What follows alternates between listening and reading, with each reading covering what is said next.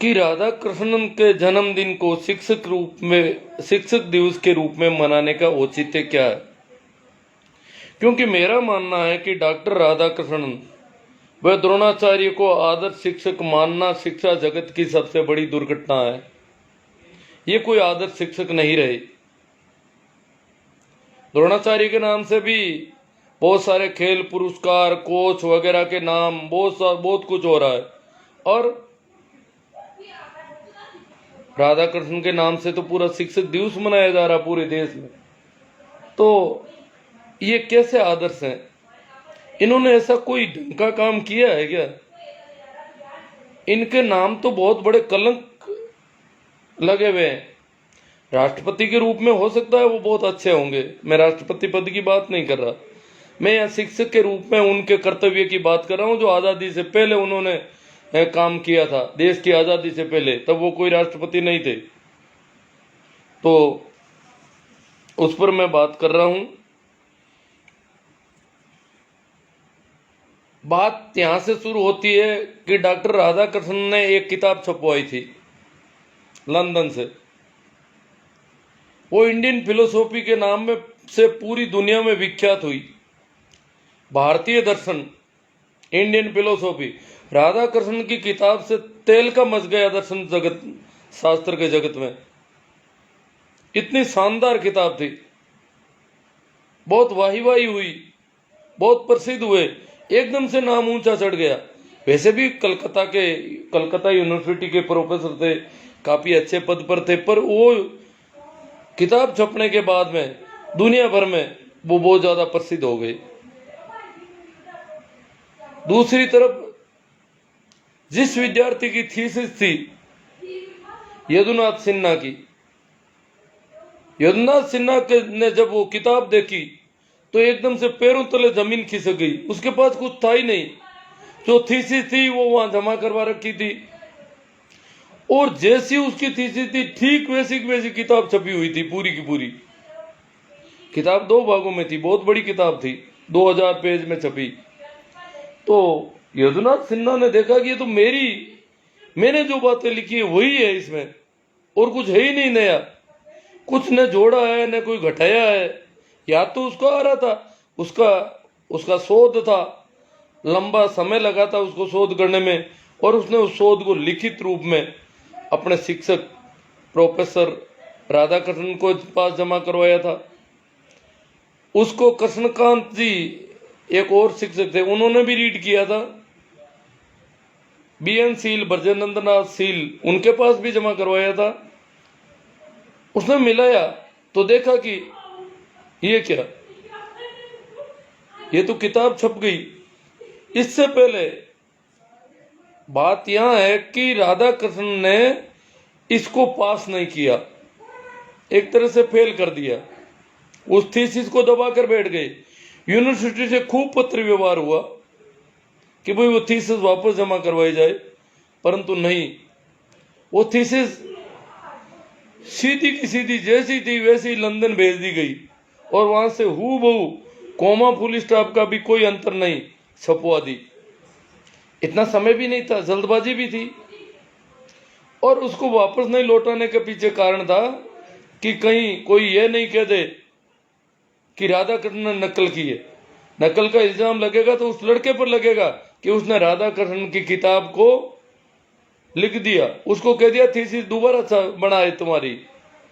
तो इस प्रकार बहुत सारे पत्र व्यवहार के बावजूद राधा कृष्ण टालम टोल करते रहे।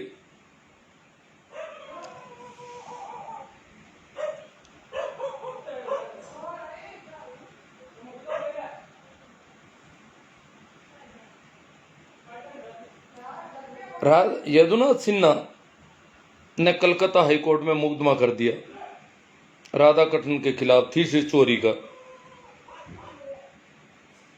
उसने कहा कि मेरी थीसिस जो मैंने जमा करवाई थी उसको अपने नाम से किताब छपाना बहुत बड़ा अपराध है कॉपीराइट एक्ट के तहत। तो राधा कृष्ण की किताब मुकदमा कर दिया। राधा कृष्ण बड़ी हैसियत के व्यक्ति थे, बड़ी इज्जत थी उनकी। उन्होंने भी एकदम से तेज में आकर के और यदुनाथ सिन्हा पर मानहानि का मुकदमा कर दिया। अब लड़ाई जमती है। बाद में लंबे समय तक राधा कृष्ण इसे एक इत्तेफाक बताते रहे।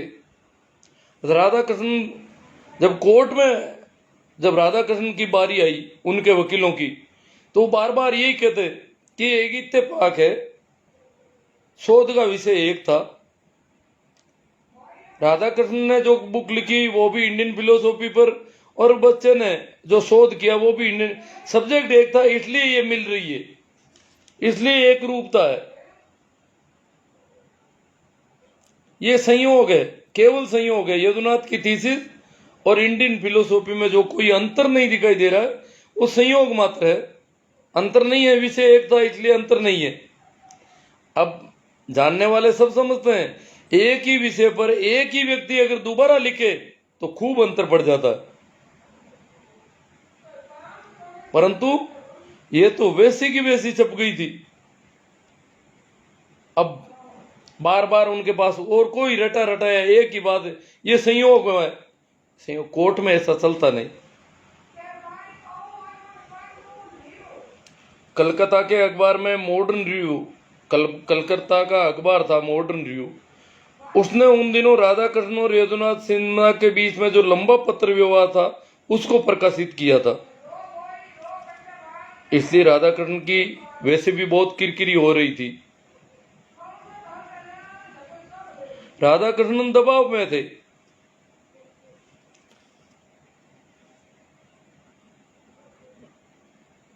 दूसरी तरफ यदुनाथ सिन्हा को भी न्याय मिलने की उम्मीद नहीं थी। कारण कि दूसरे जो प्रोफेसर थे BN सील, ब्रजेंद्र नाथ सील, उन्होंने भी अपने आप को इस मामले से दूर कर दिया था। वो गवाह देने को तैयार नहीं थे, बोले मुझे मत घसीटो इसमें। कौन दुश्मनी मोल ले राधा कृष्ण से? कृष्णचंद्र भट्टाचार्य थे, वो भी राधा कृष्ण से टकराने को तैयार नहीं थे, वो रीडर थे उनके, वो भी टकराने को तैयार नहीं थे। यदुनाथ को भी न्याय मिलने की उम्मीद लगभग टूटी हुई थी।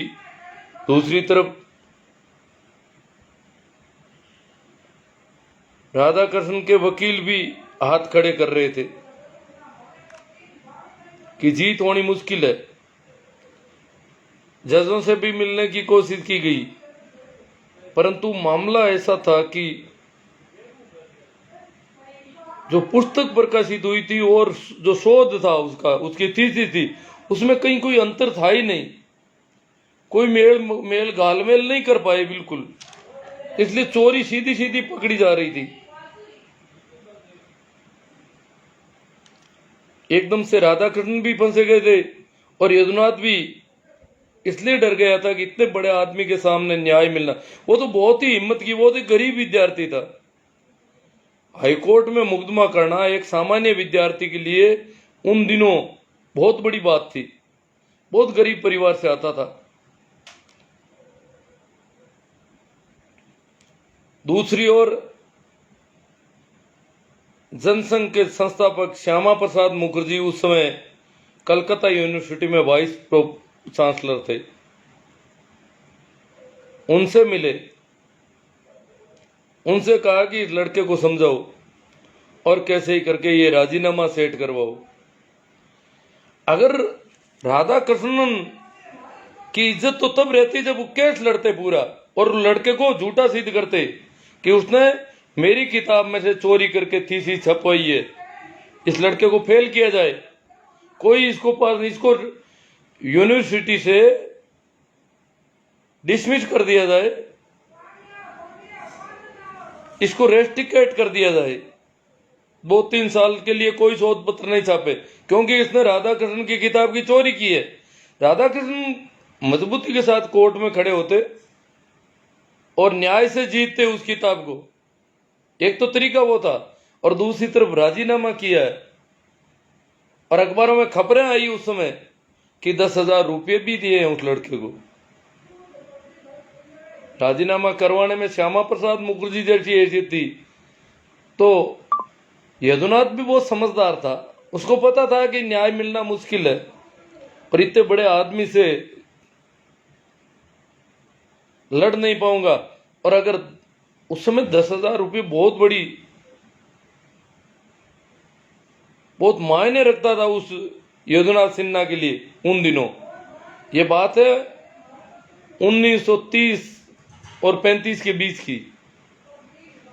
और वो केस वापस लिया गया कोर्ट के बाहर। कोर्ट में तो जीत होने का चांस ही नहीं था राधा कृष्णन की, इसीलिए तो राजीनामा किया, इसीलिए तो केस वापस लिया। अब बताइए, हाँ चोरी सिद्ध नहीं हुई, परंतु यह भी सिद्ध नहीं हुआ मानहानि का जो केस किया हुआ था कि इस लड़के ने मेरे ऊपर केस गलत किया है, तब तो डटे रहना चाहिए था कि लड़के ने मेरे किताब में से थीसिस छपवा ली, चोरी कर ली, होता तो तभी मामला जमता, परंतु वो कुछ नहीं कर पाई। और राजीनामा अपना आप में कहता है, जब लड़के ने केस वापस उठाया,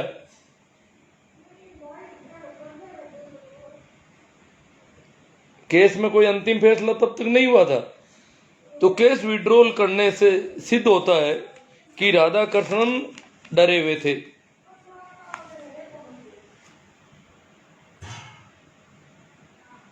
अब मैं बात करता हूं कि इस प्रकार के शिक्षक हुए हैं राधा कृष्णन, और उनके जन्मदिन को शिक्षक दिवस के रूप में मनाया जाता है पूरे देश में।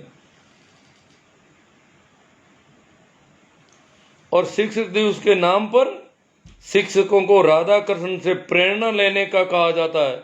यह कितना खतरनाक है। क्या इस देश के शिक्षक उनसे प्रेरणा ले, अपने विद्यार्थियों को फेल करते रहें, विद्यार्थियों के साथ ऐसा व्यवहार करते रहें? नेता पूरे देश में भाषण दे रहे हैं, शिक्षक भी कूद रहे हैं कि शिक्षकों को राधा कृष्ण के पसंद पद चिन्हों पर चलना चाहिए। मुझे सुबह से संदेश मिल रहे हैं कि राधा कृष्ण के पद चिन्हों पर चलना चाहिए। अब मैं कैसे चलूंगा राधा कृष्ण के पद चिन्हों पर? क्यों चलूं भाई मैं किसी के पद चिन्हों पर? मैं कोई भेड़ हूं जो भेड़ चाल चलूं किसी के पीछे? क्या राधा कृष्ण के पद चिन्हों पर चलना चाहिए सभी शिक्षकों को, या द्रोणाचार्य के पद चिन्हों पर चलना चाहिए सबको?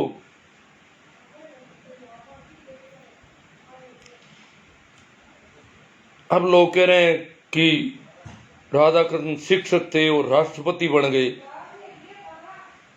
तो राष्ट्रपति होने में ऐसा क्या था जो शिक्षक होने में नहीं था? एक शिक्षक अगर राष्ट्रपति होने के लिए तड़पता रहे और सफल हो जाता है, तो ये एक राजनीतिज्ञ का सम्मान है, शिक्षक का नहीं है। उसने शिक्षक होने में ठीक नहीं समझा।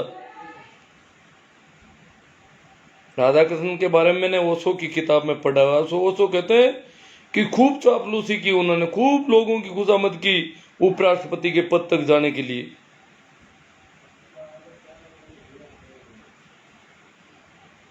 तो इसका मतलब वो राष्ट्रपति बनने के लिए, उपराष्ट्रपति बनने के बाद राष्ट्रपति बने, तो उपराष्ट्रपति बनने के लिए उनमें बहुत तड़प थी।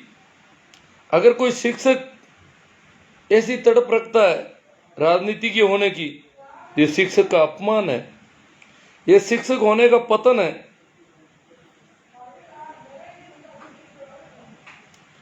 ये शिक्षक का पतन है कि वो राजनीतिज्ञ होना चाहता है।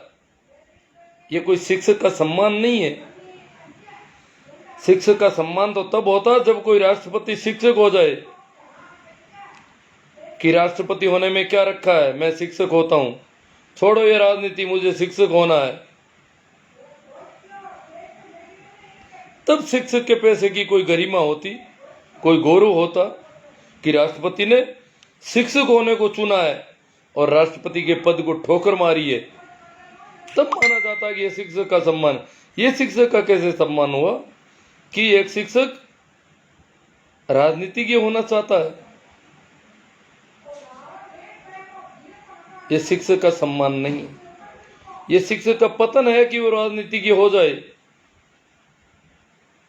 जब तक एक शिक्षक के रूप में बदनाम ऐसे लोगों के नाम से शिक्षक दिवस मनाया जाएगा, तब तक कोई अच्छा शिक्षक क्यों होना चाहेगा। यह है मेरा मानना मोटे तौर पर, कि ऐसे लोगों के नाम से शिक्षक दिवस मनाओगे तो कोई अच्छा शिक्षक क्यों होना चाहेगा। फिर तो वही जोड़ तोड़ की राजनीति, गालमेल, इधर उधर चोरा चोरी। तो शिक्षक के रूप में राधाकृष्णन और द्रोणाचार्य कोई अच्छे आदमी थे ही नहीं। हाँ, जितने बुरे हो सकते थे उतना उन्होंने किया है।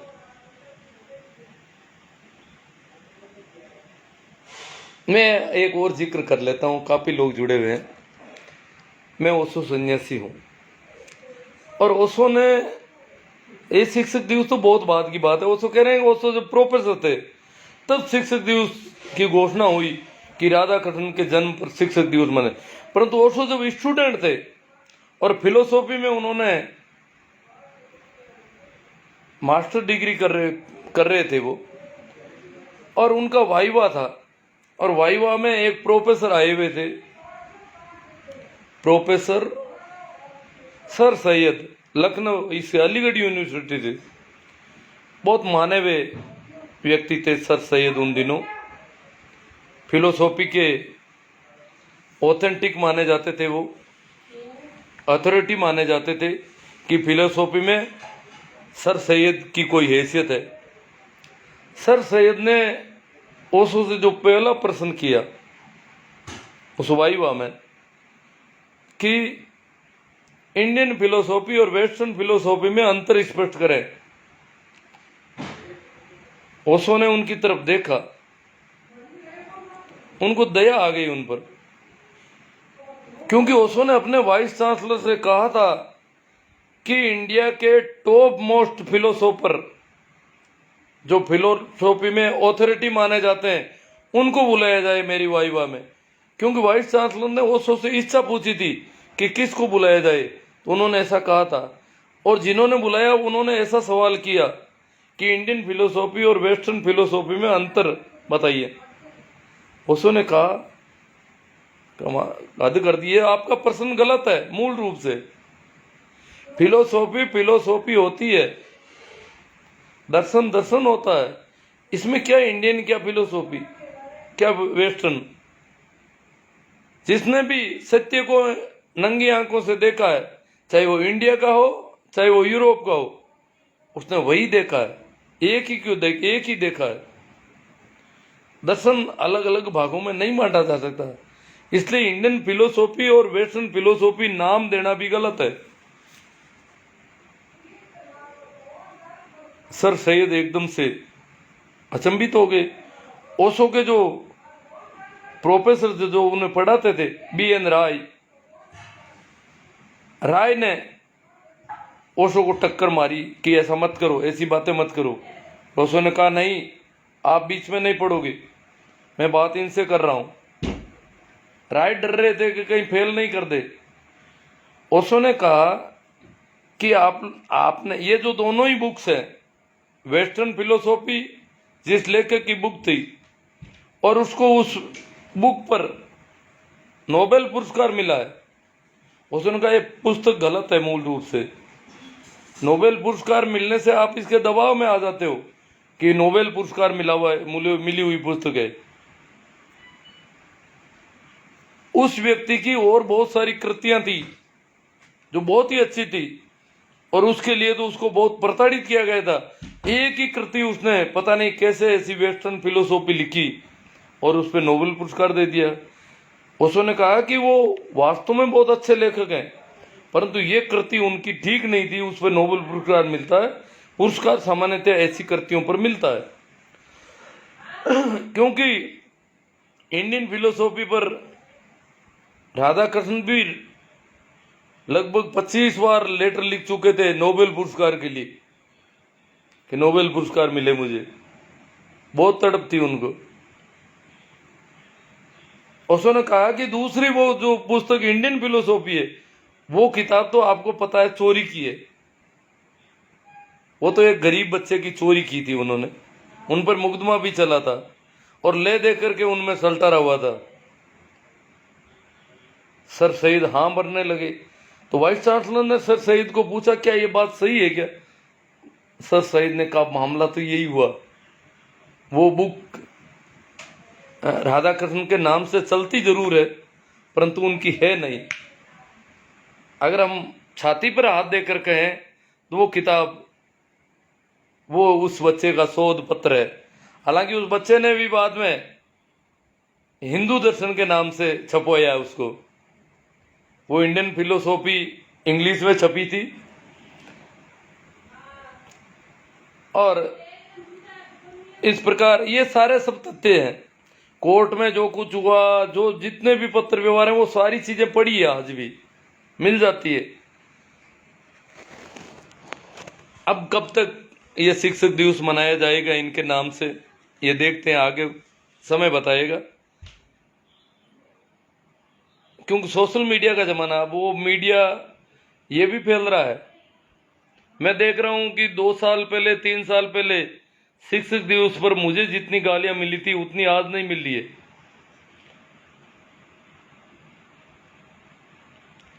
हाँ भाई, प्रेम प्रकाश जी परियार, हाँ भाई, क्या है AR भाकल कह रहे हैं ग्रेट सर।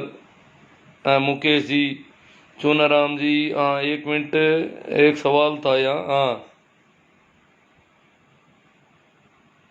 हिंदाल जी, जैसी स्पीड है वो ठीक है, नेचुरल रखो सर। हाँ सही बात है हिंदाल जी, हो ही नहीं पा रही है चेंज। AR भाकल, शिक्षक भी आजकल सामंतवादी हो रहे हैं। हाँ शिक्षक तो देखो, मैं अगर शिक्षक की बात करूं तो शिक्षक बहुत बड़ा अधिनायक होता है। और अगर दुनिया के किसी भी तानाशाह के पास में शिक्षक के बराबर ताकत नहीं होती है। शिक्षक चाहे जब बच्चा कहता है लघु शंका करनी है, हाथ जोड़ता है, पानी पीना है, शिक्षक कहता है हट बैठ, अब किसी का पानी पेशाब बंद कर दे, ये किसी तानाशाह के पास भी नहीं है ऐसा। जब उसका मूड होता है कहते हाँ जाओ, जब मूड नहीं हट बैठो। ये क्या है? एक किस्सा सुनाता हूं मैं आपको। शाहजहां ने अपने बाप को, नहीं, औरंगजेब ने अपने बाप शाहजहां को जेल में डाल दिया था जब वो बादशाह बना। तो शाहजहां से मिलने गया था औरंगजेब अपने बाप से जेल में। औरंगजेब ने पूछा कैसे अब्बाजान, खैरियत तो है?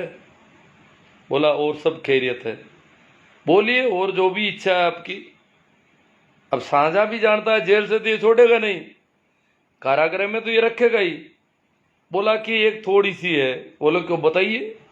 कि 25-30 बच्चे सौंप दे मुझे, तो मैं यहाँ थोड़ा मेरा टाइम पास आराम से हो जाए, मैं इनको पढ़ाऊं, शिक्षा देने का काम करूं, ताकि मेरा समय आराम से गुजरे। औरंगजेब ने क्या कहा वो बहुत सोचने जैसा है। औरंगजेब ने कहा कि अभी भी आपकी बादशाहत करने की बू नहीं गई है। औरंगजेब कहता है कि मुझे पता है दिल्ली का बादशाह भी इतना बड़ा बादशाह नहीं होता जितना शिक्षक होता है बच्चों के सामने। दिल्ली का बादशाह भी जब भी कोई निर्णय लेता है तो कुछ विचार करता है, अपने मंत्रियों से पूछता है और करता है, आगे पीछे की काफी सोचता है। परंतु शिक्षक चाहे जब इधर बैठो, तुम उधर बैठो, तुम वहां बैठो, लघु शंका करने, अरे नहीं चुप, मैंने कह दिया चुप चुप, बस ऐसी तानाशाही। तो औरंगजेब ने कहा कि अभी भी आपकी बादशाहत करने की बू नहीं गई। औरंगजेब का कहना है कि शिक्षक बादशाहों से भी बड़ा बादशाह होता है बच्चों के सामने। तो भाई ये कह रहा है सामंतवाद की, शिक्षक सामंतवादी हो रहे हैं, तो शिक्षक तो बहुत बड़ा तानाशाह होता है अगर देखा जाए तो। क्योंकि छोटे बच्चे होते हैं, वो सवाल भी नहीं करते, छोटी मोटी चोट भी पहुंचा दे तो चला लेते हैं कि जाने दो, क्यों, वो परवाह नहीं करते। हम तो क्या है कि हमें कोई चोट पहुंचाए तो हम वर्षों तक नहीं भूलते, अकड़ रखते हैं, वो तो थोड़ी देर में हंसने लग जाते हैं उस शिक्षक के सामने। बच्चे समझते हैं कि बेचारा शिक्षक है, अकल निकल जाती है इसकी, इसको पता नहीं रहता है कब क्रोध में आकर के क्या कर देता है। मैं ये विषय भी छूऊंगा, अब आप छेड़ ही रहे हो तो। जगदीश जी हिंदाल, हाँ ठीक है।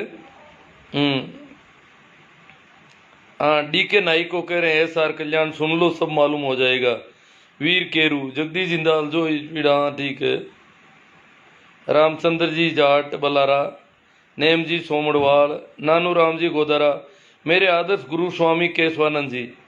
हाँ, केशवानंद जी ने शेखावाटी में जो शिक्षा की अलग, आज भी शेखावाटी शिक्षा में जो इतना ऊंचा है वो केशवानंद जी की तपस्या का फल है। बहुत तपस्या की उन्होंने। दलपत पवार, सरस्वती कोई शिक्षा की देवी नहीं है, सावित्रीबाई देवी है। अब शिक्षा के तो सबसे बड़े देवता अगर माना जाए तो लॉर्ड मैकाले है। इस देश की 90% आबादी शिक्षा से वंचित थी मैकाले के आने से पहले। पाप था उसके लिए शिक्षण संस्थानों की तरफ देखना भी। पढ़ना लिखना सीखना उनके लिए कानूनी अपराध था। स्कूल के पास भी नहीं फटक सकते थे। तो लॉर्ड मैकाले का बहुत बड़ा योगदान है शिक्षा के क्षेत्र में। शिक्षा का सार्वजनिकरण उसी महामानव ने किया था इस देश में। पी के ह्यूमन, रामनिवास जी ह्यूमन, भागीरथ राम जी गीटाला, बलवीर जी खोजा, सहदेव जी चांगल, अभिनव हेमराज जी बींचर, सुभाष जी जलवाणिया, सरवण जी बामणिया, प्रेम सिंह जी सियाग, भाई मनोज परियार ओडिंट, सच्चाई सामने लाने के लिए धन्यवाद दे रहे हैं। भाई अंधाराम जी मेघवाल, रूपम संस्थान मुंडवा नागौर, आपको किसने कहा कि पद चिन्हों पर चलो। बहुत सारे मैसेज आए हैं, आज तो बहुत भाषण दे रहे हैं लोग। भंवरलाल जी, शिक्षक दिवस पर जितने भी भाषण हैं उनमें बहुत सारे व्हाट्सएप मैसेज है, फेसबुक पे है कि शिक्षकों को राधा कृष्ण के पद चिन्हों पर चलना चाहिए। आप किससे नाम बताना जरूरी है क्या आपको? आप कहना क्या चाहते हो वो बताइए मुझे। जब राधा कृष्ण को आदर्श मानते हुए शिक्षक दिवस उनके जन्मदिन को मनाया जा रहा है तो हर कोई कह रहा है कि शिक्षकों को राधा कृष्ण से प्रेरणा लेनी चाहिए, शिक्षकों को उनके पद चिन्हों पर चलना चाहिए। अब मैं किस किस का नाम गिनाऊं और कहने वालों का दोष क्या है बेचारों को, और वो भाषण भी क्या देंगे।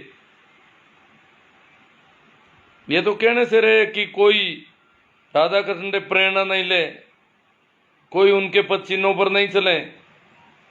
रामेश्वर जी निसारवाल, दिनेश जी पुलवारिया, एक आध खूबी भी गिनाओ सर। शिक्षक के रूप में उनमें कोई खूबी नहीं थी। उनकी खूबी यही थी कि उनकी पुस्तक बहुत फेमस हुई, इंडियन फिलोसॉफी, क्योंकि वो आज भी उनके नाम से ही चल रही है दुनिया में।